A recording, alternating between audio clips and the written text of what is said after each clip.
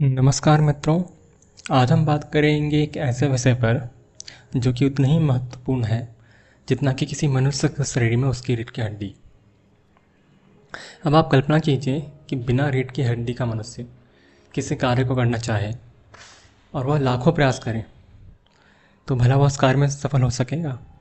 जाहिर तौर पर वो नहीं हो पाएगा, क्योंकि उस कार्य को करने के लिए जो उसमें आवश्यक क्षमता, आवश्यक योग्यता चाहिए वह उसमें है ही नहीं। ठीक इसी प्रकार हमें जो सिद्धियां प्राप्त करने के लिए आवश्यक योग्यता चाहिए, आवश्यक बल चाहिए, वह हमारे पास है ही नहीं, तो हमें सिद्धि किस प्रकार प्राप्त हो? मित्रों, आजकल हमारे पास बहुत सारे लोग आते हैं और कहते हैं कि हमें यह साधना कराइए, वह साधना कराइए, यक्षिणी साधना कराइए, योगिनी साधना कराइए, और कुछ तो कहते हैं कि हमें पिशाचिनी ब्रह्म राक्षस जैसी साधना कराइए। तो हम उनसे कहते हैं कि आप कौन है, अपनी पहचान दिखाइए। तो हमसे कहते हैं कि हमारा नाम ये है, हम यहाँ के रहने वाले हैं, हमारा पता ये है।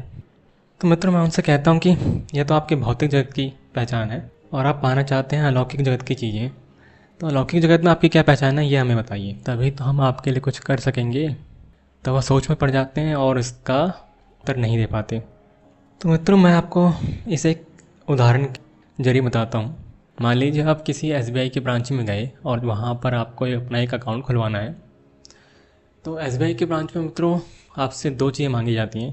पहला तो आपके ID प्रूफ ऑफ डॉक्यूमेंट्स, जहाँ पर रहते हैं, और आपकी पहचान क्या है इत्यादि डॉक्यूमेंट्स। उसके अलावा एक ऐसे व्यक्ति की सहमति चाहिए होती है आपको जिसका अकाउंट पहले से ही SBI के ब्रांच में खुला हो, ताकि वह यह सहमति दे सके कि आपके सभी डॉक्यूमेंट्स और आपका पता एवं आप एक सही व्यक्ति हैं, और वह इस बात की जिम्मेदारी लेता है। ठीक इसी प्रकार मित्रों, जो आपके पहचान पत्र और डॉक्यूमेंट्स हैं वह है आपकी साधना, जप और तप। और आपका धन जो है वह है आपका इस साधना और जप तप से अर्जित किया हुआ तपोबल।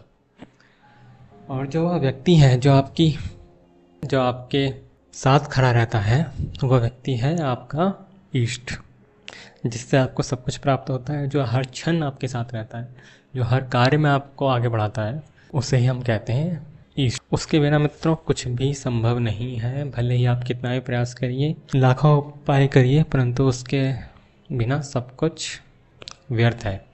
मित्रों, आप स्वयं देखिए, अगर आप कोई अपना कार्य जल्दी कराना चाहते हैं और आप किसी कार्यालय में गए और आप वहाँ पर किसी व्यक्ति को नहीं जानते, तो आपका कार्य जल्दी होने में काफ़ी दुविधा पड़ सकती है। एक सामान्य व्यक्ति की तरह आपको वह देखेंगे और उसके अनुसार ही आपके कार्य करेंगे। परंतु अगर वहीं पर आपके जानने वाला व्यक्ति हो जो आपको अच्छे से जानता हो, तो आपके कार्य जल्दी करा देगा, क्योंकि वह बोलेगा कि ये हमारा व्यक्ति है, तो आपके कार्य जल्दी हो जाएंगे। ठीक इसी प्रकार आपके इष्ट होते हैं, अगर आपका जुड़ाव उनसे अच्छे से है तो आपके हर कार्य शीघ्रता से होंगे। और इष्ट से जुड़ने का मतलब है कि आपने सब कुछ पा लिया, आप कुछ पाने योग्य नहीं रहा। तो चलिए, अब आपने यह तो समझ लिया कि इष्ट का क्या महत्व है और उसके बिना कुछ भी संभव नहीं है। तो किस तरह से अपनी इष्ट से जुड़ें, कौन सा ऐसा उपाय है जिससे वो हमें शीघ्रता से तपोबल दें, अपनी भक्ति दें, अपनी शक्ति दें, जिससे हम साधना में शीघ्र सफलता सिद्धि प्राप्त कर सकें। तो मित्रों, आज तक आपने हजारों उपाय अपनाए होंगे, जाहिर सी बात है कई ने तो कई साधना भी करी होगी, लेकिन वह कैसी थी वह तो खुद ही जान रहे होंगे, और उसके बाद उन्हें क्या मिला वह भी जान रहे होंगे। परंतु अगर आप यहाँ पर आए हैं तो जाहिर सी बात है आपको उसमें सफलता नहीं मिली। तो मित्रों, मैं यहाँ पर आपको एक ऐसा उपाय बताने जा रहा हूँ जो मैंने स्वयं किया है, और यह 100% आपको सफलता देगा ही देगा अगर आप बताए गए अनुसार करेंगे। और इसमें ज़्यादा मेहनत भी नहीं है, बस आवश्यकता है तो एकाग्रता की और नियमितता की। आपको लगातार करना है बिना छोड़े। विधि क्या है? विधि से पूर्व इसमें आवश्यक सामग्री क्या है यह मैं आपको बता देता हूँ। पहला तो है आपका इष्ट का फोटो अथवा मूर्ति। दूसरा, दिया, धूपबत्ती ना हो तो भी कोई आपत्ति नहीं है, आप ऐसे भी कर सकते हैं। तीसरा आपका एक आसन। चौथा आपकी एक माला। इसके अलावा इसमें और कुछ नहीं चाहिए, बस एक एकांत जगह ढूंढ लीजिएगा जहाँ पर आप रोज़ वहीं पर बैठ कर ये कर सकें। तो विधि क्या है? आपको सुबह उठना है। 4 बजे उठ सकें तो बहुत अच्छा, लेकिन 5 बजे तक तो उठ ही जाए।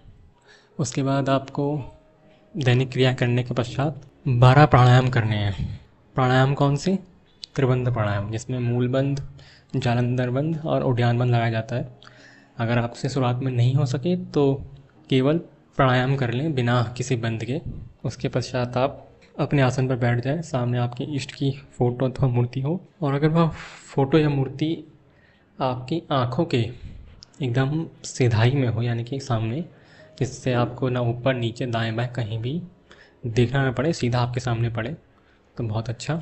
फिर आपको उस फोटो के उस अपने इष्ट के भ्रू मध्य माथा के बीच में जो बिंदी लगाने की जगह होती है, वहाँ पर त्राटक करते हुए 11 माला मंत्र जाप कर, जो भी आपके इष्ट का मंत्र है। अब मंत्रों के विषय में भी मैं बता देता हूँ। पहला आपको क्या करना है, अगर आप भगवान शिव को अपना इष्ट मानते हैं, उनसे जुड़े किसी देवता को मानते हैं, ओम नमः शिवाय। भगवान विष्णु से जुड़े किसी देवता को अपना इष्ट मानते हैं तो ओम नमः भगवते वासुदेवाय, या फिर ओम क्लीम कृष्णाय नमः, या केवल क्लीम भी जप सकते हैं। अगर आप क्लीम जपेंगे को कम से कम 51 माला करनी होगी। और अगर आप माता के किसी स्वरूप को अपना इष्ट मानते हैं तो उनका सुलभ मंत्र है ओम ऐम ह्रीम क्लीम चामुंडा विद्या, जो कि 99 मंत्र है। और अगर आप भगवान गणपति को अपना इष्ट मानते हैं तो ओम गण गणपतये नमः या ओम गम ग्लौम गणपतये नमः। और अगर आप भगवान सूर्यदेव को अपना इष्ट मानते हैं तो उनका मंत्र आप लीजिए ओम ह्रीम घृणी सूर्य आदित्य। मित्रों चिंता मत कीजिए, ये जितने मंत्र मैंने आपको बताए हैं उन्हें डिस्क्रिप्शन बॉक्स में